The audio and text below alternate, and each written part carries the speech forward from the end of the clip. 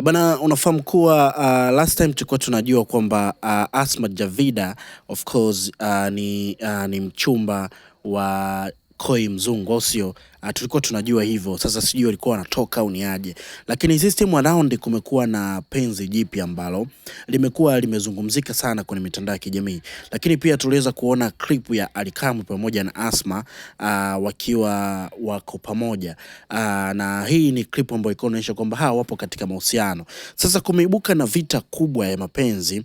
Hii ni vita ya penzi Asma Majdi katika sakata linalomhusisha of course Alikamwe pamoja na Ndaro. Sasa hii bana limekuwa noma sana. Sakata la mapenzi linalomhusisha Asma Majdi limezua mjadala mkubwa baada ya wanaume wawili kati ya Ndaro pamoja na Alikamwe kuonekana wakimgombania wazi wazi. Inadaiwa kuwa wote wawili wanamtaka Asma na kila mmoja anaonesha wazi kuwa yuko tayari kupigania penzi lake. Hata hivyo, watu wa karibu wa Asma wanasema kwamba kuwa moyo wa Asma tayari unaelekea upande mmoja na unampenda sana Alikamwe kuliko Ndaro.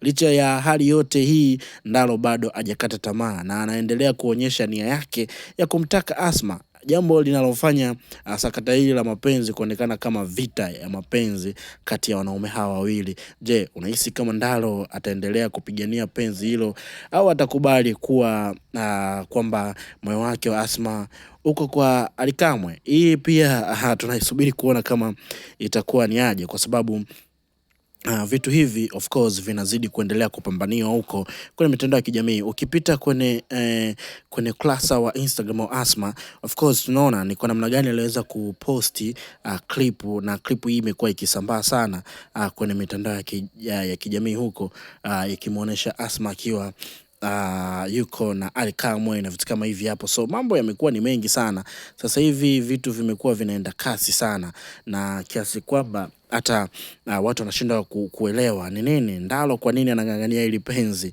hali ya kuwa zamani ulikuwa unasema kwamba Asma yuko pamoja na Koi Mzungu, lakini this time around tunaona yuko na Alikamwe, na hizi tetesi zilikuwa mbali sana, ila tunaona kama vile Alikamwe kaamua kupigilia msumari zaidi mambo yakae sawa, au sio?